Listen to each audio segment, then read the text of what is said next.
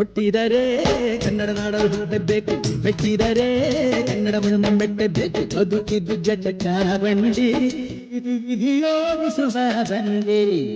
ಬದುಕಿದ್ದು ಜಟಕ ಬಂಡಿ, ವಿಧಿ ಅಲೆದಾಡಿಸುವ ಬಂಡಿ. ಸೈನಿಕರು ಇವತ್ತಿನ ದಿನ ಕೆಂಪು ಮತ್ತೆ ಹಳದಿ ಬಾವುಟವನ್ನ ಕೊಳ್ಳಿಗೆ ಧರಿಸಿ, ಕೆಂಪು ಅಂತಕ್ಕಂಥ ಆರೋಗ್ಯ ಲಕ್ಷ್ಮಿ, ಹಳದಿ ಅಂತಕ್ಕಂಥ ಧನಲಕ್ಷ್ಮಿ, ವೈಟ್ ಅಂತಕ್ಕಂಥ ಶಾಂತಿ ಲಕ್ಷ್ಮಿ ಎಲ್ಲರೂ ಹಣೆನಲ್ಲಿ, ಕೊರಳಲ್ಲಿ, ಮನೆ ಬಾಗ್ಲಲ್ಲಿ ಯಾವತ್ತೋ ರಾರಾಜಿಸುತ್ತೆ. ಅಲ್ಲಿವರೆಗೂ ಈ ಕನ್ನಡಿಗರನ್ನ ಟಚ್ ಮಾಡಕ್ಕೆ ಈ ಏನ್ ಹಿಂದಿ ವಾಲಗಳಿದಾರಲ್ಲ, ಈ ಇಂಗ್ಲಿಷ್ ವಾಲಗಳಿದಾರಲ್ಲ, ಯಾರಿಗೂ ತಾಕತ್ತಿಲ್ಲ ಅಂತ ಹೇಳಲಿಕ್ಕೆ ಇಷ್ಟಪಡ್ತೇನೆ. ಇದು ನಮ್ಮ ಕನ್ನಡ ಸಂಸ್ಕೃತಿನಲ್ಲಿ ಮಂಡಲ್ಲಿ ಬಂದಿರತಕ್ಕಂತ ಈ ಕಲರ್ಸ್ಗಳು. ಅದರಿಂದ ನೀವೆಲ್ಲ ಇವತ್ತಿನ ದಿನ ನೋಡಿ, ಎಲ್ಲ ಊರೂರಿಂದ ಹಳ್ಳಿಯಿಂದ ಬಂದಿದ್ದೀರಾ. ಇಲ್ಲೇ ಇರ್ತಕ್ಕಂಥ ಬಿಸ್ನೆಸ್ ಮಾಡ್ಕೊಂಡು ಕರ್ನಾಟಕದಲ್ಲಿ ಇಟ್ಕೊಂಡು ನಾಯಿನ ಮಕ್ಕಳು ಇವತ್ತು ಕರ್ನಾಟಕದ ಹಬ್ಬ ನಡೀತಾ ಇದೆ. ಇವತ್ತು ಅಂಗಡಿ ಬಾಗಿಲು ಮುಗ್ಗಟ್ಟು ಬಾಗಿಲು ಹಾಕಿ ಭಾಗವಹಿಸಬೇಕು ಅಂತಕ್ಕಂಥ ಗುಣ ಆ ಒಂದು ಹಿಂದಿ ವಾಲ, ಇಂಗ್ಲಿಷ್ ವಾಲಗಳಿಗಿಲ್ಲ. ದುಡ್ಡು ಮಾಡ್ತಾ ಇದ್ದಾರೆ ಪಾಪಿಗಳು. ಇವರಿಗೆಲ್ಲ ಒಂದು ತಕ್ಕ ಬುದ್ಧಿ ಕಲಿಸ್ಬೇಕು ಅಂದ್ರೆ ಪ್ರತಿಯೊಂದು ಮನೆಗೂ, ಪ್ರತಿಯೊಂದು ಹೆಂಗೊತ್ತ ಹಳ್ಳಿಗೂ, ಪ್ರತಿಯೊಂದು ಹೋಬಳಿಗೂ ಈ ಸಂಘಟನೆಗಳು ಹೆಚ್ಚಾಗಬೇಕು. ಈ ಸಂಘಟನೆ ಸೈನಿಕರು ಸೃಷ್ಟಿ ಆಗ್ಬೇಕು. ಹೊರಗಡೆಯಿಂದ ಬರ್ತಕ್ಕಂಥ ಪಮಲಿನ್ ನಾಯಿಗಳು ಹಲ್ಲು ಜಗ್ಗಿ ಸ್ನಾನ ಮಾಡಕ್ಕಷ್ಟೇ. ನಾವೆಲ್ಲ ಕನ್ನಡಿಗರು ಆಲ್ಸಿಷನ್ ನಾಯಿಗಳು ಅಂತ ಅವ್ರಿಗೆ ಗೊತ್ತಾಗ್ಬೇಕು. ನಮ್ಮ ಒಳಗಡೆ ನುಗ್ಗಿದ್ರೆ ತಿಂದು ತೇಗ್ತೀವಿ ಪಾಪಿಗಳ. ಕರ್ನಾಟಕದಲ್ಲಿ ಆಸ್ತಿ ಮಾಡಕ್ಕೆ ನಿಮ್ಗೆ ಯೋಗ್ಯತೆ ಇದೆ, ಕರ್ನಾಟಕದಲ್ಲಿ ಔಡಿ ಕಾರುಗಳು ಮಾಡಕ್ಕೆ ಯೋಗ್ಯತೆ ಇದೆ. ಪಾಪಿ ನನ್ನ ಮಕ್ಕಳ ಕನ್ನಡ ಮಾತಾಡಿದರೆ ಬಡವರು ಅಂತಿರಲು ನಿಮ್ಮಂತ ನಾಯಿಗಳನ್ನ ನಾವು ಯಾವ ರೀತಿ ಕಚ್ಚಿ ತಿಂತೀವಿ ಅಂತಕ್ಕಂಥದ್ದು ಮುಂದಿನ ದಿನಗಳಲ್ಲಿ ಕಾದ್ ನೋಡಿ. ನಾವೇನು ಹೆಂಗತ್ತ ನಪಂಸಕರಲ್ಲ. ಇವತ್ತು ಕನ್ನಡ ತಾಯಿನ ಮೈನಲ್ಲಿ ಬಣ್ಣವಾಗಿ ಹಚ್ಕೊಂಡು ಕೂಗಾಡ್ತಾ ಇರ್ತಕ್ಕಂಥ ಬಡವರಲ್ಲ ನಾವು. ಸಂಸ್ಕಾರ ಇರ್ತಕ್ಕಂಥ, ಸಂಬಂಧಗಳಿಗೆ ಗೌರವ ಕೊಡ್ತಕ್ಕಂಥ, ಸಂಘ ಜೀವಿಗಳಿಗೆ ಗೌರವ ಕೊಡ್ತಕ್ಕಂಥ ವ್ಯಕ್ತಿತ್ವವನ್ನ ಹೊಂದಿರ್ತಕ್ಕಂಥ ಯಾರಾದ್ರೂ ಇದ್ದಾರೆ ಅಂದ್ರೆ ಅದು ಕನ್ನಡಿಗರು ಮಾತ್ರ. ಬೇರೆ ಇತರೆ ಜನಾಂಗ ಇದ್ದೀರಲ್ಲ, ನಾನು ನೋಡ್ತಾ ಇದ್ದೀನಿ, ಬರೀ ದುಡ್ಡು ಮಾಡಕ್ಕೋಸ್ಕರ ಕರ್ನಾಟಕವನ್ನ ಉಪಯೋಗಿಸ್ಕೊತೀರಲ್ರಿ. ನಾಚಿಕೆ ಆಗ್ಬೇಕು ನಿಮ್ ಯೋಗ್ಯತೆಗಿಷ್ಟು. ದುಡ್ಡು ಮಾಡ್ತೀರಾ, ಆಸ್ತಿ ಮಾಡ್ತೀರಾ, ಬಿಲ್ಡಿಂಗ್ ಕಟ್ತೀರಾ. ನಿಮ್ಮ ನಾಮ ಫಲಕಗಳು ಹಾಕ್ಬೇಕಾದ್ರೆ ಕನ್ನಡ ತಾಯಿನ ಒಂದು ಮೂಲದ ಹಾಕ್ತಿರಲ್ರಿ. ಇಂಗ್ಲಿಷ್ ನ ದೊಡ್ಡದಾಗ ಹಾಕ್ತಿರಲ್ಲ. ನೀವೆಲ್ಲ ಯಾರು ಗೊತ್ತಾ? ಯಾವಾಗ್ಲೂ ನಿಮ್ ಗಂಡ, ನಿಮ್ಮಪ್ಪ ಊರ್ ಹೋದಾಗ ಇಂಗ್ಲಿಷ್ ತಾನೆ ಅವನ ಮನೆ ಪಕ್ಕದಲ್ಲಿ ಬಾಡಿಗೆ ಮಾಡಿರ್ತಾನೆ. ಅವ್ರು ಹುಟ್ಟಿದ ನನ್ನ ಮಕ್ಕಳು ಈ ರೀತಿ ಕನ್ನಡ ಫಲಕಗಳನ್ನ ಹಾಕ್ತಿದ್ದಾರೆ. ನಿಜವಾದ ಕನ್ನಡಿಗರಿಗೆ ಹುಟ್ಟಿರ್ತಕ್ಕಂಥವ್ರು ಸರ್ಕಾರದ ಆದೇಶವನ್ನ 60-40ರಲ್ಲೇ ಮುಂದುವರಿಸಿಕೊಂಡು ನನ್ನ ತಾಯಿಯ ನಾಮಫಲಕವನ್ನ ಜೋರಾಗಿ ಹಾಕ್ತಾರೆ. ನಿಜವಾದ ಕನ್ನಡಿಗರು ಯಾವತ್ತು ಆಂಧ್ರದಲ್ಲಿರಿ, ತಮಿಳುನಾಡಲ್ಲಿರಿ, ನೀವೆಲ್ಲಲ್ಲಿ ಇರ್ತೀರಾ, ಆ ಭಾಷೆನ ಕಲೀರಿ, ಪ್ರೀತಿ ಮಾಡಿ. ನಮ್ಮ ಕನ್ನಡದಲ್ಲಿ ಬಂದ ಮೇಲೆ, ಕರ್ನಾಟಕಕ್ಕೆ ಬಂದ ಮೇಲೆ ನಿಮಗೆ ಆ ಗುಣ ಬಂದಿಲ್ಲ ಅಂದ್ರೆ ನೀವೆಲ್ಲ ಗಂಟು ಮುಟ್ಟೆ ಕಟ್ಟಲಿಕ್ಕೆ ತಯಾರಾಗಿ. ನಾವು ನಪಂಸಕರಲ್ಲ ಕನ್ನಡಿಗರು. ನಾವು ಯಾವ ರೀತಿ ನಿಮ್ಮನ್ನ ಹೊರಗಾಗ್ತೀವಿ ಅಂತಕ್ಕಂಥನ್ನ ಈ ಆರೋಗ್ಯ ಲಕ್ಷ್ಮಿ ಅಂತಕ್ಕಂಥ ಕುಂಕುಮ, ಧನಲಕ್ಷ್ಮಿ ಅಂತಕ್ಕಂಥ ಎಲ್ಲೋ, ಶಾಂತಿ ಲಕ್ಷ್ಮಿ ಅಂತಕ್ಕಂಥ ನಮ್ಮ ಬಿಳಿ ಡ್ರೆಸ್ಗಳಿದಾವಲ್ಲ, ಇವೇ ನಿಮ್ಮ ಇಂಗದ ಶಾಂತಿಯುತವಾಗಿ ನಿಮ್ಮನ್ನ ಹೊರಗಾಗ್ತಕ್ಕಂಥ ಒಂದು ವ್ಯವಸ್ಥೆಯನ್ನು ನಾವು ಮಾಡಿಲ್ಲ ಅಂದ್ರೆ ನಾವು ಕನ್ನಡ ತಾಯಿಗೆ ನಾವು ಹುಟ್ಟಿಲ್ಲ. ಇದನ್ನ ತಲವೊಳಗೆ ಬರ್ದಿಡ್ಕೇಳಿ ಎತ್ತಿ ವಾಲಗಳ. ಇಂಗ್ಲಿಷ್ ಹೆಂಗತ ವಾಲಗಳ. ಇಂಗ್ಲಿಷ್ ಮಾತಾಡಿದ್ರೆ ದೊಡ್ಡರು ಅಂತೇಳಿ ಹೆಮ್ಮೆ ಪಡ್ಕೋಬೇಡಿ. ನೀವು ತಿಳ್ಕೊಂಡ್ರೆ ಹೆಂಗತ ಮಹಾ ತಪ್ಪು. ಯಾರು ಪ್ರೀತಿಯಿಂದ ನೀವು ಕನ್ನಡ ಕಲಿಯ ಪ್ರಯತ್ನ ಮಾಡ್ತೀರಾ ಅಂತವರಿಗೆ ನಮ್ಮ ಸೈನಿಕರು ಮನೆಗೆ ಬಂದು ಕನ್ನಡ ಕಲಿಸ್ತಕ್ಕಂಥ ಕೆಲಸವನ್ನ ಮಾಡ್ತಾರೆ. ಇನ್ನು ಮುಂದಾದ್ರೂ ಬುದ್ಧಿ ಕಲ್ತ್ಕೊಳ್ಳಿ. ದಯವಿಟ್ಟು ಕನ್ನಡವನ್ನ ಕಲೀರಿ. ಕಲಿಸ್ತಕ್ಕಂಥ ವ್ಯವಸ್ಥೆಯನ್ನು ನೀವು ವೇದಿಕೆ ಮೇಲೆ ಇರ್ತಕ್ಕಂಥ ಪರಮ ಪೂಜ್ಯ ಸ್ವಾಮೀಜಿಯವರ ಪಾದಾರವಿಂಗಳಲ್ಲಿ ನನ್ನ ಪ್ರಣಾಮಗಳನ್ನು ಅರ್ಪಿಸಿ ಒಂದು ಸಂಘವನ್ನು ಕಟ್ಟಿ ಬೇಕಾದಷ್ಟು ಸಂಘಗಳಿದ್ದಾವೆ. ನಾರಾಯಣಗೌಡರ ಸಂಘ ಇದೆ, ಪ್ರವೀಣ್ ಶೆಟ್ಟರ್ ಸಂಘ ಇದೆ, ಶಿವರಾಮೇಗೌಡರ ಸಂಘ ಇದೆ. ಶಿವರಾಮೇಗೌಡನ ನಾನಲ್ಲ, ಇನ್ನೊಬ್ರು ಶಿವರಾಮೇಗೌಡರು, ಅವರು ನಾಗಮಂಗಲದವ್ರೆ. ನಮ್ಮ ನಿಂಗರಾಜೇಗೌಡರ ಸಂಘ ಇದೆ, ಇವರು ನಾಗಮಂಗಲದವ್ರೆ. ಇಲ್ಲಿ ಈ ಒಂದು ಇವ್ರ ಸಂಪುಟದಲ್ಲಿ ಬಹಳ ಜನ ಗೆಳೆಯರು ನಾಗಮಂಗಲದವರೇ ಇದ್ದಾರೆ. ಇವರೆಲ್ಲರೂ ಇರ್ತಕ್ಕಂಥ ಈ ಸಂದರ್ಭದಲ್ಲಿ ಇಂಥ ಒಂದು ಸಂಘವನ್ನು ನಡೆಸಿ ಬೆಳೆಸಿ 3ನೇ ವರ್ಷದಿಂದ ಒಂದು ಸಂಘ ಕಟ್ಟಿ ಗಾಂಧಿನಗರದಂಥ ಜಾಗದಲ್ಲಿ ಇದನ್ನು ಪೋಷಿಸ್ಕೊಂಡು ಹೋಗ್ತಕ್ಕಂಥದ್ದು ಬಹಳ ಕಷ್ಟಕರವಾದ ವಿಚಾರ. ನಾನು ಶಿವಸ್ವಾಮಿ ಅವರು ಹೇಳಿದಂಗೆ ಇದಕ್ಕೆ ಯಾರು ಸಹಿತ ಇದಕ್ಕೂ ಒಂದು ಶಕ್ತಿ ಬೇಕು, ಒಂದು ಧೈರ್ಯ ಬೇಕು, ಈ ಹೋರಾಟದ ಛಲ ಬೇಕು.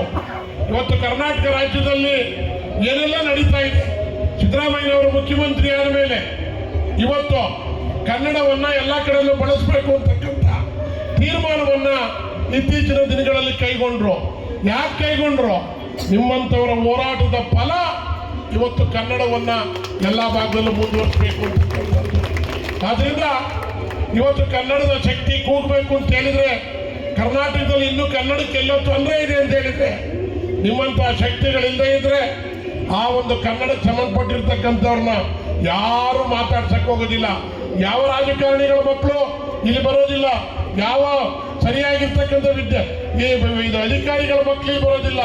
ರೈತರ ಮಕ್ಕಳುಗಳೇ ಇವತ್ತು ನಮ್ಗೇನಾದ್ರು ಕನ್ನಡವನ್ನು ಉಳಿಸ್ಬೇಕು ಅಂತಕ್ಕಂಥ ಬರ್ತಕ್ಕಂಥವ್ರು ಈ ಒಂದು ನಿಂಗರಾಜೇಗೌಡರ ಮುಖಂಡತ್ವದಲ್ಲಿ ನಡೀತಕ್ಕಂಥ ಸಂಘ ಬಹಳ ಅದ್ದೂರಿಯಾಗಿ ಚೆನ್ನಾಗಿ ಯಶಸ್ವಿಯಾಗಿ ನಡೀಲಿ ಅಂತ ಹೇಳಿ ಈ ಸಂದರ್ಭದಲ್ಲಿ ಶುಭ ಹಾರೈಸಿ, ನಮ್ಮ ಶಿವಸ್ವಾಮಿ ಅವರು ಮಾತಾಡಿದೆ ಇಲ್ಲ ಅಂತಕ್ಕಂಥ ಮಾತನ್ನ ಈ ಸಂದರ್ಭದಲ್ಲಿ ಹೇಳಿ, ನಿಂಗರಾಜೇಗೌಡರ ನಾಯಕತ್ವದಲ್ಲಿ ಮಾಡ್ತಕ್ಕಂಥ ಈ ಒಂದು ನಿಂಗರಾಜೇಗೌಡರ ಮುಖಂಡತ್ವದಲ್ಲಿ ನಡೀತಕ್ಕಂಥ ಈ ಒಂದು ಹೋರಾಟ, ಇವರ ಒಂದು ಕರ್ನಾಟಕ ರಕ್ಷಣಾ ವೇದಿಕೆ ಸ್ವಾಭಿಮಾನಿ ಸೇನೆ ಯಶಸ್ವಿಯಾಗಿ ಅದ್ದೂರಿನಲ್ಲಿ ನಾಗಾಲೋಟದಲ್ಲಿ ಬೆಳೀಲಿ ಅಂತ ಹೇಳಿ ಈ ಸಂದರ್ಭದಲ್ಲಿ ಶುಭ ಹಾರೈಸಿ, ನಾನು ನಾಗಮಂಗಲ ತಾಲೂಕಿನಿಂದ ಬಂದಿರ್ತಕ್ಕಂಥವನು.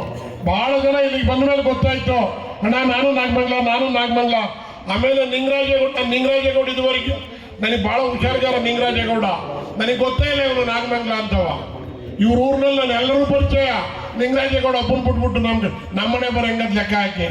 ಆದ್ರಿಂದ ನಿಂಗರಾಜೇಗೌಡರು ಕಟ್ಟಿರ್ತಕ್ಕಂಥ ಸ್ವಾಭಿಮಾನಿ ಸೇನೆ ಯಶಸ್ವಿಯಾಗಿ ನಡೀಲಿ ಅಂತ ಕೇಳ್ಕೊಂಡು, ನಿಮ್ಮೆಲ್ಲರಿಗೂ ಈ ಸಮಾರಂಭದಲ್ಲಿ ಭಾಗವಹಿಸಿರ್ತಕ್ಕಂಥ ಹೋರಾಟಗಾರರಿಗೆ ಒಳ್ಳೇದಾಗ್ಲಿ ಅಂತ ಕೇಳ್ಕೊಂಡು, ವೇದಿಕೆ ಮೇಲಿರ್ತಕ್ಕಂಥ ಪೂಜಾರಿಗೆ ಪಾದಗಳಲ್ಲಿ ನಮಸ್ಕರಿಸುತ್ತಾ, ನಮ್ಮ ಇವತ್ತಿನ ಕಾರ್ಯಕ್ರಮದ ರೂವಾರಿ, ಇವತ್ತು ಇಷ್ಟು ಅದ್ಭುತವಾಗಿ ಕಾರ್ಯಕ್ರಮವನ್ನು ಮಾಡತಕ್ಕಂಥ ರಾಜ್ಯಾಧ್ಯಕ್ಷರಾದಂಥ ನಿಂಗರಾಜೇಗೌಡ ಅವರೇ ಹಾಗೂ ಕಾರ್ಯಕರ್ತರೇ ಹಾಗೂ ವೇದಿಕೆ ಮೇಲೆ ಇರ್ತಕ್ಕಂಥ ಎಲ್ಲ ನನ್ನ ಆತ್ಮೀಯರೇ, ನಮಗೆಲ್ಲ ಗೊತ್ತಿದೆ ನವೆಂಬರ್ 1 ಬಂದ ತಕ್ಷಣ ನಾವು ರಾಜ್ಯೋತ್ಸವನ ಸೆಲೆಬ್ರೇಷನ್ ಮಾಡೋಕ್ಕೆ ಸ್ಟಾರ್ಟ್ ಮಾಡ್ತೀವಿ. 1ನೇ ತಾರೀಕು ಮಾತ್ರ ಸೀಮಿತ ಆಗಬಾರ್ದು, ಇದು 365 ದಿನನೂ ಕನ್ನಡದ ಮೇಲೆ ಪ್ರೀತಿ, ಕನ್ನಡದ ಮೇಲೆ ಅಭಿಮಾನ, ಕನ್ನಡದ ಮೇಲೆ ಪ್ರೀತಿ ಯಾವಾಗಲೂ ನಮ್ಮ ಹತ್ರ ಹುಟ್ಟಬೇಕು. ಯಾಕಂದರೆ ನಾವೆಲ್ಲರೂ ಕರ್ನಾಟಕದಲ್ಲಿ, ನಮ್ಮ ಕರ್ನಾಟಕದ ಒಂದು ಮಣ್ಣು ಹೇಗಿದೆಪ್ಪ ಅಂದರೆ, ಯಾರೇ ಬರಲಿ ಪ್ರೀತಿಯಿಂದ ಸ್ವಾಗತ ಮಾಡ್ತೀವಿ. ಆ ಒಂದು ಕರ್ನಾಟಕ ಮಣ್ಣಿಗೆ ಇರ್ತಕ್ಕಂಥ ಒಂದು ಧೈರ್ಯ ಅಥವಾ ಶಕ್ತಿ ಅಂತ ಹೇಳ್ಬೋದು. ಹಾಗಾಗಿ ನಾವು ಬರೀ ಇವತ್ತೊಂದು ದಿನ ಮಾಡಿ ರಾಜ್ಯೋತ್ಸವ ಮಾಡಿ ಈ ಕಲರ್ ಬಟ್ಟೆನ ಹಾಕೋದು ದೊಡ್ಡದಲ್ಲ. ನಾವು ಯಾರ್ಯಾರಿಗೆ ಕನ್ನಡವನ್ನು ಕಲಿಸೋಕ್ಕಾಗುತ್ತೆ ಅವ್ರಿಗೆ ಪ್ರೀತಿಯಿಂದ ಕನ್ನಡ ಕಲಿಸೋಣ, ನಮ್ಮಲ್ಲಿ ಇರ್ತಕ್ಕಂಥ ಮಾತು ಇನ್ನೊಬ್ರಿಗೆ ಪ್ರೀತಿಯಿಂದ ಹಂಚ್ಕೋಣ. ಅದೇ ನಮ್ಮ ಕರ್ನಾಟಕದ ಒಂದು ಇದು ಅಂತ ಹೇಳಿ ನಾನು 2 ಮಾತನ್ನು ಮುಗಿಸಿದ್ದೇನೆ. ಜೈ ಹಿಂದ್, ಜೈ ಕರ್ನಾಟಕ. Thank you. ತಾಯಿ ಭುವನೇಶ್ವರಿ ದೇವಿಗೆ ಭಕ್ತಿಪೂರ್ವಕವಾಗಿ ನಮನಗಳನ್ನು ಸಲ್ಲಿಸುತ್ತಾ 69ನೇ ಕನ್ನಡ ರಾಜ್ಯೋತ್ಸವದ ಹಾರ್ದಿಕ ಶುಭಾಶಯಗಳನ್ನು ಕೋರುತ್ತಾ, ಈ ಒಂದು ಕರ್ನಾಟಕ ರಕ್ಷಣಾ ವೇದಿಕೆ ಸ್ವಾಭಿಮಾನಿ ಸೇನೆಯಿಂದ ಆಯೋಜನೆಗೊಂಡಿರುವ ಇವರ ರಾಜ್ಯೋತ್ಸವ ಕಾರ್ಯಕ್ರಮದ ಘನ ಅಧ್ಯಕ್ಷತೆಯನ್ನು ವಹಿಸಿರುವಂಥ ಕರ್ನಾಟಕ ಘನ ಸರ್ಕಾರದ ನಿಮ್ಮೆಲ್ಲರ ನೆಚ್ಚಿನ ನಾಯಕರು, ಸಚಿವರು ಆಗಿರುವಂಥ ಸನ್ಮಾನ್ಯ ಶ್ರೀ ಸುಧಾಕರ್ ಸಾಹೇಬ್ರೆ, ಈಗ ತಾನೇ ತಮ್ಮನ್ನು ಉದ್ದೇಶಿಸಿ ಮಾತನಾಡಿದಂಥ ಸಂಸದರು, ಮಾಜಿ ಶಾಸಕರು, ಹಿರಿಯ ನಾಯಕರಾದಂಥ ಶ್ರೀ ಶಿವರಾಮೇಗೌಡ್ರೆ, ಜನಪ್ರಿಯ ತಜ್ಞ ವೈದ್ಯರಾದಂಥ ಡಾಕ್ಟರ್ ಅಂಜನಪ್ಪ ಅವರೇ, ಶ್ರೀಯುತ ದಯಾನಂದ್ ಅವರೇ, ಈ ಕಾರ್ಯಕ್ರಮದ ನೇತೃತ್ವವನ್ನು ವಹಿಸಿರುವಂಥ ಸನ್ಮಾನ್ಯ ನಿಂಗರಾಜೇಗೌಡರವರೇ, ಅವರೆಲ್ಲ ಸಹಪಾಠಿಗಳೇ, ಇಲ್ಲಿ ಸೇರಿರುವಂಥ ಎಲ್ಲ ಕನ್ನಡದ ಬಂಧುಗಳೇ, ತಾಯಂದಿರೇ, ಮಾಧ್ಯಮದ ಮಿತ್ರರೇ, ಕರ್ನಾಟಕ ಎಂಬ ಹೆಸರಾಗಿ 50 ವರ್ಷ ತುಂಬಿರುವ ಸುವರ್ಣ ಸಂಭ್ರಮದ ದೃಷ್ಟಿನಲ್ಲಿ ರಾಜ್ಯದಾದ್ಯಂತ ಕನ್ನಡಿಗರು ವಾಸ ಮಾಡುವಂಥ, ದೇಶದಾದ್ಯಂತ ಪ್ರಪಂಚದಾದ್ಯಂತ ಆಚರಣೆ ಮಾಡ್ತಿರುವಂಥ ಸಂದರ್ಭದಲ್ಲಿ ಬೆಂಗಳೂರಿನ ಹೃದಯ ಭಾಗದಲ್ಲಿ ಈ ಕಾರ್ಯಕ್ರಮ ಏರ್ಪಾಡಾಗಿ ತಾಯಿ ಇವತ್ತು ಕನ್ನಡದ ಬಾವುಟವನ್ನು ಹಾರಿಸೋದ್ರ ಮೂಲಕ ಪೂಜ್ಯ ಶ್ರೀಗಳ ಒಂದು ಸಮ್ಮುಖದಲ್ಲಿ ವಿಶೇಷವಾಗಿ ಕಾರ್ಯಕ್ರಮಕ್ಕೆ ಚಾಲನೆಯನ್ನು ನೀಡಲಾಗಿದೆ. ಕನ್ನಡವೇ ಸತ್ಯ, ಕನ್ನಡವೇ ನಿತ್ಯ, ನಮ್ಮ ಉಸಿರಾಗಿರಬೇಕು ಕನ್ನಡ, ನಮ್ಮ ಮಾತೃಭಾಷೆ, ಸಾಯಿ ಭಾಷೆ. ನೆಲ, ಜಲ, ನಾಡು, ನುಡಿಗೆ ಅಗೌರವವಾದಾಗ ನಾವೆಲ್ಲರೂ ಕೂಡ ಒಂದು ಧ್ವನಿಯಾಗಿರಬೇಕು ಅಂತಕ್ಕಂಥ ಮಾತನ್ನು ಈ ಸಂದರ್ಭದಲ್ಲಿ ಹೇಳಲಿಕ್ಕೆ ಸಂದರ್ಭದಲ್ಲಿ ಬಯಸ್ತಾ ಇದ್ದೇನೆ ಬಂಧುಗಳೇ. ಇವತ್ತು ಗೋಕಾಕ್ ವರದಿ ಜಾರಿಯಾಗುವಂಥ ಸಂದರ್ಭದಲ್ಲಿ ಡಾಕ್ಟರ್ ರಾಜ್ಕುಮಾರ್ ಅವರ ನಾಯಕತ್ವವನ್ನು ನಾವೆಲ್ಲರೂ ಕೂಡ ಸ್ಮರಿಸ್ಕೊಳ್ತಕ್ಕಂಥದ್ದು ನಮ್ಮೆಲ್ಲರ ಜವಾಬ್ದಾರಿ ಅಂತಕ್ಕಂಥ ಮಾತನ್ನು ಹೇಳಲಿಕ್ಕೆ ಬಯಸ್ತಾ ಇದ್ದೇನೆ ಬಂಧುಗಳೇ. ಈಗ ನಾವು 8ನೇ ತರಗತಿಯನ್ನು ಓದ್ತಾ ಇರುವಂಥ ಸಂದರ್ಭದಲ್ಲಿ ಡಾಕ್ಟರ್ ರಾಜ್ಕುಮಾರ್ ಅವರು ಇಡೀ ಕರ್ನಾಟಕ ರಾಜ್ಯದಾದ್ಯಂತ ಪ್ರವಾಸವನ್ನು ಮಾಡಿ ಗೋಕಾಕ್ ವರದಿ ಜಾರಿಗೆ ತರ್ತಕ್ಕಂಥದ್ದಕ್ಕೆ ಪ್ರಮುಖ ಪಾತ್ರವನ್ನು ವಹಿಸಿದಂಥವರು ಹೊರನಟ ಡಾಕ್ಟರ್ ರಾಜ್ಕುಮಾರ್ ಅವರು ಎಂಬತಕ್ಕಂಥ ಮಾತನ್ನು ಹೆಮ್ಮೆಯಿಂದ ಹೇಳಲಿಕ್ಕೆ ವಿಶೇಷವಾಗಿ ಬಯಸ್ತಾ ಇದ್ದೇನೆ. ಇವತ್ತು ಕನ್ನಡ ಶ್ರೀಮಂತ ಭಾಷೆ. ಇಂಗ್ಲೀಷ್ನಲ್ಲಿ ಮದರ್ ಅನ್ಬೋದು, ಆದರೆ ಕನ್ನಡದಲ್ಲಿ ಅವ್ವ, ಅಮ್ಮ, ತಾಯಿ ಅಂತ 3 ಅರ್ಥಗಳನ್ನು ಕೊಡ್ತಕ್ಕಂಥ ಏಕೈಕ ಭಾಷೆ ಇವತ್ತು ಈ ದೇಶದಲ್ಲಿದ್ದರೆ ನಮ್ಮ ಕನ್ನಡ ಭಾಷೆ ಅಂತಕ್ಕಂಥ ಮಾತನ್ನು ಈ ಸಂದರ್ಭದಲ್ಲಿ ಹೇಳ್ತಕ್ಕೆ ಬಯಸ್ತೇನೆ. ಭಾಷಾವಾರು ಪ್ರಾಂತ್ಯಗಳು ರಚನೆ ಆದಮೇಲೆ ನಮ್ಮ ಗಡಿ ಪ್ರದೇಶಗಳಲ್ಲಿ ಆಗಿಂದಾಗೆ ಸಮಸ್ಯೆಗಳು ಸೃಷ್ಟಿಯಾಗುವಂಥ ಸನ್ನಿವೇಶಗಳು ಎದುರಾಗ್ತದೆ. ಏಕೆಂದರೆ ವಿವಿಧತೆಯಲ್ಲಿ ಏಕತೆಯನ್ನು ಸಾಧಿಸಿರುವ ದೇಶ ನಮ್ಮ ಹೆಮ್ಮೆಯ ಭಾರತ ದೇಶ ಅಂತಕ್ಕಂಥ ಮಾತನ್ನು ಹೇಳಬೇಕಾಗ್ತದೆ. ಬೆಳಗಾಂನಲ್ಲಿ MBS ಅವರ ಉಪಟಳದಿಂದ ಪ್ರತಿ ವರ್ಷವೂ ಕೂಡ ದೊಡ್ಡ ಸಮಸ್ಯೆಗಳನ್ನು ಎದುರಿಸಬೇಕಾದಂಥ ಅನಿವಾರ್ಯ ಐತಿ. ಇವತ್ತು ಘನ ಸರ್ಕಾರದ ಮಾನ್ಯ ಮುಖ್ಯಮಂತ್ರಿಗಳು ಇವತ್ತು ಏನು ಪ್ರತಿಯೊಂದು ಕಡೆನೂ ಕೂಡ ಕನ್ನಡ ಫಲಕದಲ್ಲಿ ಪರ್ಸೆಂಟೇಜನ್ನು ನಿಗದಿ ಮಾಡಿ ಸೂಚನೆ ಕೊಟ್ಟಿದ್ದಾರೆ, ಅದನ್ನು ಕೂಡ ಸ್ವಾಗತವನ್ನು ಮಾಡ್ತೇನೆ. ಇವತ್ತು ಈ ರಾಜ್ಯದಲ್ಲಿ ಕುಮಾರಣ್ಣ ಮುಖ್ಯಮಂತ್ರಿಗಳಾಗಿದ್ದಂಥ ಸಂದರ್ಭದಲ್ಲಿ ಬೆಳಗಾಂನಲ್ಲಿ ಸುವರ್ಣ ಸೌಧವನ್ನು ನಿರ್ಮಾಣ ಮಾಡಲಿಕ್ಕೆ ಭೂಮಿಯನ್ನು ಹಸ್ತಾಂತರವನ್ನು ಮಾಡಿದಂಥವ್ರು ಎಚ್ ಡಿ ಕುಮಾರಸ್ವಾಮಿ ಅವರು ಇರ್ತಕ್ಕಂಥದ್ದನ್ನು ಕೂಡ ಈ ಸಂದರ್ಭದಲ್ಲಿ ಹೇಳಬೇಕಾಗ್ತದೆ. ಅವತ್ತು ಸುವರ್ಣ ಸೌಧವನ್ನು ನಿರ್ಮಾಣ ಮಾಡ್ತಕ್ಕಂಥದ್ದಕ್ಕೆ ಅವಕಾಶ ಕೊಟ್ಟಂಥವ್ರು ಕೂಡ ಮಾನ್ಯ ಯಡಿಯೂರಪ್ಪನವರು ಇರ್ತಕ್ಕಂಥ ಮಾತನ್ನು ಕೂಡ ಈ ಸಂದರ್ಭದಲ್ಲಿ ಹೇಳಬೇಕಾಗ್ತದೆ. ಬೆಳಗಾಂನಲ್ಲಿ ಸುವರ್ಣ ಸೌಧವನ್ನು ನಿರ್ಮಾಣ ಮಾಡಿದ ಮೇಲೆ ಇವತ್ತು ಮಹಾರಾಷ್ಟ್ರದ ಉಪಟಳ ಕಡಿಮೆ ಆಗ್ತಕ್ಕಂಥ ಅವಕಾಶ ಆಯಿತು. ಇವತ್ತು ನಾಡು, ನುಡಿ, ಜಲದ ಸಂರಕ್ಷಣೆ ಮಾಡುವಂಥದ್ದು ನಮ್ಮೆಲ್ಲರ ಆದ್ಯತೆಯಾಗಿರಬೇಕು. ನಾನು ಕೂಡ ಪ್ರಾಪಂಚಿಕ ಸತ್ಯಾಸತ್ಯತೆಯನ್ನು ಎತ್ತಿಡಿದಂಥ ತ್ಯಾಗಮೂರ್ತಿಯಾದಂಥ ಭಗವಾನ್ ಬಾಹುಬಲಿಯ ಪುಣ್ಯಕ್ಷೇತ್ರ ಶ್ರವಣಬೆಳಗೊಳ ಕ್ಷೇತ್ರದ ಶಾಸಕನಾಗಿ ಮುಂದೆ ಬಂದು ನಿಂತಿದ್ದೇನೆ ಬಂಧುಗಳೇ. ಏಕೆಂದರೆ ಪೂಜ್ಯ ಚಾರುಕೀರ್ತಿ ಶ್ರೀಗಳ ನೇತೃತ್ವದಲ್ಲಿ ಬಹುಶಃ ಇತಿಹಾಸದಲ್ಲಿ ಉಳಿಯುವಂಥ ಅಖಿಲ ಭಾರತ ಕನ್ನಡ ಸಾಹಿತ್ಯ ಸಮ್ಮೇಳನ ಇವತ್ತು ದಾಖಲೆಯಲ್ಲಿ ಉಳಿಯುವಂಥ ಒಂದು ಅವಕಾಶ ಆಗಿದೆ. ಇವತ್ತು ಮಂಡ್ಯದಲ್ಲಿ ಅದು ನಡೀತಕ್ಕಂಥದಕ್ಕೆ ಇವತ್ತು ಸರ್ಕಾರ ಅವಕಾಶವನ್ನು ಮಾಡಿಕೊಟ್ಟಿದ್ದಾರೆ. ಈ ಸಂದರ್ಭದಲ್ಲಿ ಇಂತಹ ಕರ್ನಾಟಕ ರಕ್ಷಣಾ ವೇದಿಕೆ ಸ್ವಾಭಿಮಾನಿ ಸೇನೆ ನಿಂಗರಾಜಗೌಡರ ನಾಯಕತ್ವದಲ್ಲಿ ಇವತ್ತು ಕನ್ನಡದ ಉಳಿವಿಗೋಸ್ಕರ ಹೋರಾಟ ಮಾಡ್ತಿರ್ತಕ್ಕಂಥದ್ದು ಸ್ವಾಗತಾರ್ಹವಾದಂಥ ವಿಚಾರ. ಅವ್ರಿಗೆ ಮತ್ತು ಅವರೆಲ್ಲ ತಂಡದವ್ರಿಗೆ ಹೃದಯಪೂರ್ವಕವಾದಂಥ ಅಭಿನಂದನೆಗಳನ್ನು, ಧನ್ಯವಾದಗಳನ್ನು ತಿಳಿಸಲಿಕ್ಕೆ ಬಯಸ್ತಾ ಇದ್ದೇನೆ. ಕರ್ನಾಟಕದ ವಿವಿಧ ಸಂಘಟನೆಗಳು ನಾಡು, ನುಡಿ, ಭಾಷೆಯ ಬಗ್ಗೆ ಗೌರವ ಇಟ್ಕೊಂಡು ಹೋರಾಟ ಮಾಡ್ತಿದ್ದಾರೆ. ಅವ್ರಿಗೆ ಪ್ರೋತ್ಸಾಹಿಸ್ತಕ್ಕಂಥದ್ದು ಜನಪ್ರತಿನಿಧಿಗಳಾಗಿರ್ಬೋದು, ಕನ್ನಡದ ಬಂಧುಗಳಾಗಿ ನಮ್ಮೆಲ್ಲರ ಕರ್ತವ್ಯ ಮತ್ತು ಜವಾಬ್ದಾರಿ ಅಂತಕ್ಕಂಥ ಮಾತನ್ನು ಕೂಡ ಈ ಸಂದರ್ಭದಲ್ಲಿ ಹೇಳ್ತಾ ಈ ವೇದಿಕೆ ಮೂಲಕ ಆಟೋ ಚಾಲಕರು, ಮಾಲೀಕರಿಗೆ ವೈಯಕ್ತಿಕವಾಗಿ ತಮ್ಮೆಲ್ಲರ ಪರವಾಗಿ ಹೃದಯಪೂರ್ವಕವಾದಂಥ ಅಭಿನಂದನೆಗಳನ್ನು ಸಲ್ಲಿಸಲಿಕ್ಕೆ ಬಯಸ್ತಾ ಇದ್ದೇನೆ. ಅವರಲ್ಲಿರ್ತಕ್ಕಂಥ ಅಭಿಮಾನ, ಕನ್ನಡದ ಬಗ್ಗೆ ಇರ್ತಕ್ಕಂಥ ಆದ್ಯತೆ ಖಂಡಿತ ಬೆಲೆ ಕಟ್ಟಲಿಕ್ಕೆ ಸಾಧ್ಯವಿಲ್ಲ ಅಂತಕ್ಕಂಥದ್ದನ್ನು ಹೇಳಲಿಕ್ಕೆ ಬಯಸ್ತೇನೆ.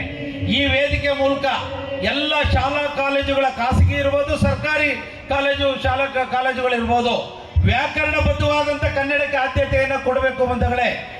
ಹುಟ್ಟಿದ ಭಾಷೆ, ತಾಯಿ ಭಾಷೆಯನ್ನು ಮರಿಬಾರದು. ಇವತ್ತು ವ್ಯಾಕರಣಬದ್ಧವಾದಂಥ ಕನ್ನಡಕ್ಕೆ ಆದ್ಯತೆ ನೀಡುವ ಮೂಲಕ ಕನ್ನಡದ ಉಳಿವಿಗೆ ನಾವು ಶಕ್ತಿ ತುಂಬುವಂಥ ಕೆಲಸವನ್ನು ಮಾಡಬೇಕಾಗಿದೆ ಅಂತಕ್ಕಂಥ ಮಾತನ್ನು ಕೂಡ ನಾನು ಈ ಸಂದರ್ಭದಲ್ಲಿ ಹೇಳಿ, ಇವತ್ತು IT, BT ಒಂದು ಉದ್ಯಮಗಳಿರ್ಬೋದು, ಇನ್ನಿತರ ಉದ್ಯಮಗಳಿರ್ಬೋದು, ಕನ್ನಡಿಗರಿಗೆ ಮೊದಲ ಆದ್ಯತೆಯನ್ನು ಕೊಡ್ತಕ್ಕಂಥದ್ದಕ್ಕೆ ಘನ ಸರ್ಕಾರ ಒಂದು ದೊಡ್ಡ ಕಾನೂನನ್ನು ತರಬೇಕು ಅಂತ ಕೂಡ ಈ ಒಂದು ವೇದಿಕೆ ಮೂಲಕ ನಾನು ಒತ್ತಾಯವನ್ನು ಕೂಡ ಈ ಸಂದರ್ಭದಲ್ಲಿ ಮಾಡ್ತಾ, ಇವತ್ತು ಸರ್ಕಾರದ ಪ್ರತಿನಿಧಿಗಳಾಗಿ ನಮ್ಮ ಹಿರಿಯೂರು ವಿಧಾನಸಭಾ ಕ್ಷೇತ್ರದ ಶಾಸಕರು, ಮಂತ್ರಿಗಳು ಜೊತೆಗೆ ನಮ್ಮ ಶ್ರವಣಬೆಳಗೊಳ ಕ್ಷೇತ್ರಕ್ಕೆ ಅವಿನವ ಸಂಬಂಧ, ಅವರು ಜೈನ ಸಮುದಾಯದವರಾಗಿ ನಮ್ಮ ಕ್ಷೇತ್ರದ ಅಭಿವೃದ್ಧಿಗೂ ಕೂಡ ನಮ್ಮ ಸುಧಾಕರನ್ನ ಹೆಚ್ಚು ಸಹಕಾರವನ್ನು ಮಾಡ್ತಾ ಇದ್ದಾರೆ. ಅವ್ರಿಗೆ ನಾನು ವಿಶೇಷವಾಗಿ ಅಭಿನಂದನೆಗಳನ್ನು ಸಲ್ಲಿಸ್ತಾ, ಕನ್ನಡದ ಉಳಿವಿಗೆ ಕರ್ನಾಟಕ ಘನ ಸರ್ಕಾರ ಹೆಚ್ಚಿನ ಆದ್ಯತೆಯನ್ನು ನೀಡಬೇಕು ಅಂತಕ್ಕಂಥ ಮಾತನ್ನು ಕೂಡ ಹೇಳಿ, ನಿಮ್ಮ ಸಂಘಟನೆಗಳಿಗೆ ಪ್ರತ್ಯಕ್ಷವಾಗಿ ಪರೋಕ್ಷವಾಗಿ ನಾವು ಯಾವಾಗಲೂ ಕೂಡ ನಿಮಗೆ ಸಹಕಾರವನ್ನು ನೀಡ್ತೇವೆ. ಕಳೆದ ವರ್ಷನೂ ಕೂಡ ನಮ್ಮನ್ನು ಆಹ್ವಾನಿಸಿದ್ರೆ ಕಾರಣಾಂತರಗಳಿಂದ ಬರಲಿಕ್ಕಾಗಲಿಲ್ಲ, ಕ್ಷಮೆಯನ್ನು ಕೋರಿ ಪ್ರತಿ ವರ್ಷವೂ ಕೂಡ ನಿಮ್ಮ ಕಾರ್ಯಕ್ರಮದಲ್ಲಿ ಮುಂದಿನ ದಿನಗಳಲ್ಲೂ ಕೂಡ ಭಾಗವಹಿಸಿ ನಿಮಗೆ ಸಹಕಾರ ನೀಡುವಂಥ ಕೆಲಸವನ್ನ ಮಾಡ್ತೀವಿ ಅಂತಕ್ಕಂಥ ಮಾತನ್ನು ಕೂಡ ಹೇಳಿ ಇವತ್ತು 69ನೇ ಕನ್ನಡ ರಾಜ್ಯೋತ್ಸವದ ಆರ್ಥಿಕ ಶುಭಾಶಯಗಳನ್ನ ಕೋರಿ ನನ್ನ ಮಾತನ್ನು ಮುಗಿಸ್ತೇನೆ.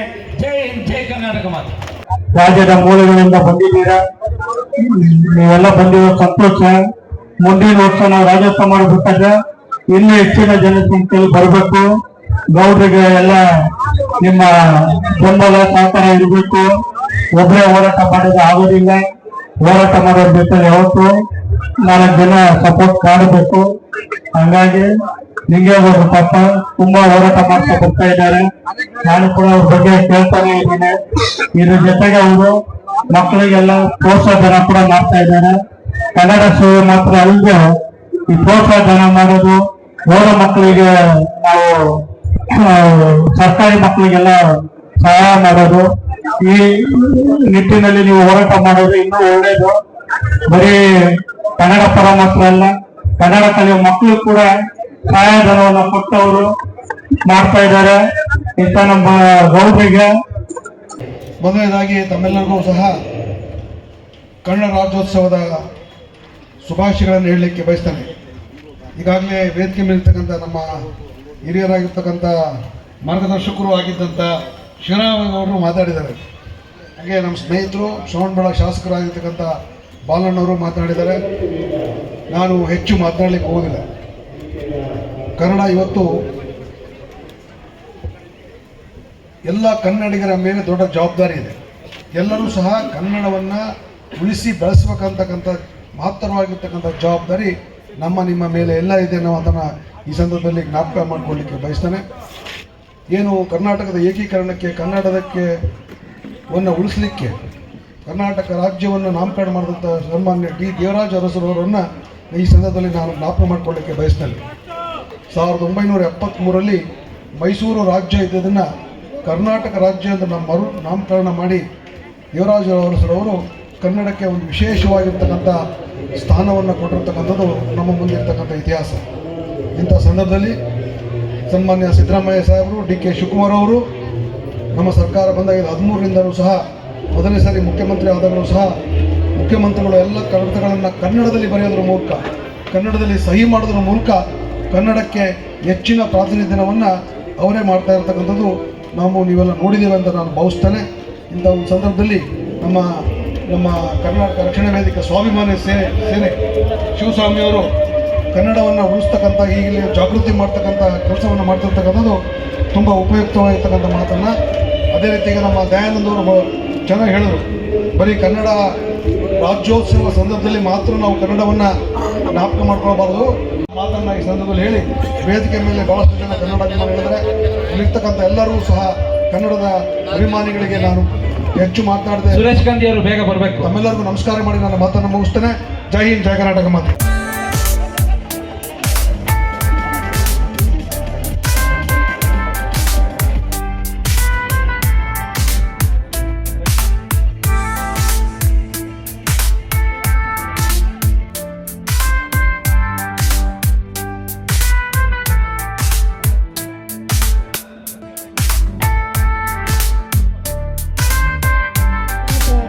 ಬರೆದಂಥ ವಿದ್ಯಾರ್ಥಿಗಳಿಗೆ ದಯಮಾಡಿ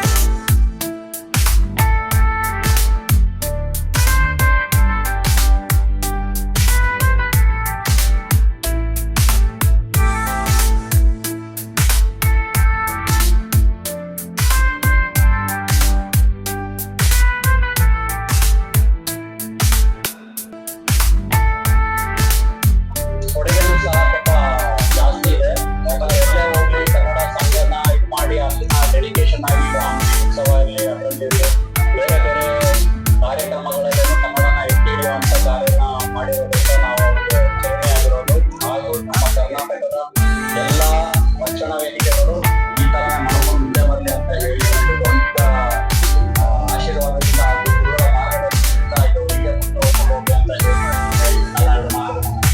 ಧನ್ಯವಾದಗಳು.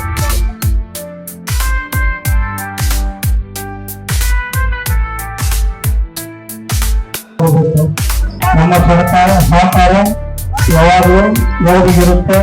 ನಾನು ಯಾವಾಗ ಅವ್ರಿಗೆ ಕರೆ ಮಾಡೋದು ಕೂಡ ಹೇಳಿ ಗುರುಗಳು ಏನ್ ಮಾಡ್ಬೇಕಂತ ಕೇಳ್ತಾರೆ. ಮತ್ತು 12 ಗಂಟೆಗೆ ಮಾಡಿದ್ರು ಕೂಡ ನಮ್ಮ ಕರೆಯನ್ನು ಸ್ವೀಕಾರ ಮಾಡ್ತಾರೆ. ಇಂಥ ಅಧ್ಯಕ್ಷರು ನಿಮ್ಗೆ ಸಿಕ್ಕಿರೋದು ಪುಣ್ಯ. ನೀವು ಅವ್ರನ್ನ ಉಪಯೋಗ ಮಾಡ್ಕೊಳ್ಳಿ ಅಂತ ನಿಮ್ಗೆ ಎಲ್ರಿಗೂ ನಾನು ಹೇಳ್ತಾ ಇದ್ದೀನಿ. ಯಾಕಂದ್ರೆ ಯಾರು ಸ್ಪಂದನೆ ಮಾಡಲ್ಲ, ಎಲ್ಲ ಸ್ವಾರ್ಥಿಗಳಾಗಿ ತಿರುಗಾಡ್ತಾರೆ.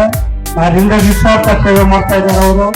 ತಾಯಿ ಭುವನೇಶ್ವರಿಗೆ ಅವ್ರಿಗೆ ಅವ್ರ ದಂಪತಿಯವರಿಗೆ ನಮ್ಮ ಆದಿಶಕ್ತಿ ಆರೋಗ್ಯ ಭಾಗ್ಯ ಸರ್ವಶಕ್ತಿ ನೀಡಲಿ ಅಂತ ಈ ವೇದಿಕೆಯಲ್ಲಿ ನಾನು ಆಶೀರ್ವಚನ ಮಾಡಿ ತಾವೆಲ್ಲರಿಗೂ ಕೂಡ ಬೇರೆ ಒಳ್ಳೇದು ಮಾಡಲಿ ಅಂತ ನನ್ನ 2 ಹಿತಾವಚನವನ್ನು ಮುಗಿಸ್ತಾ ಇದ್ದೀನಿ.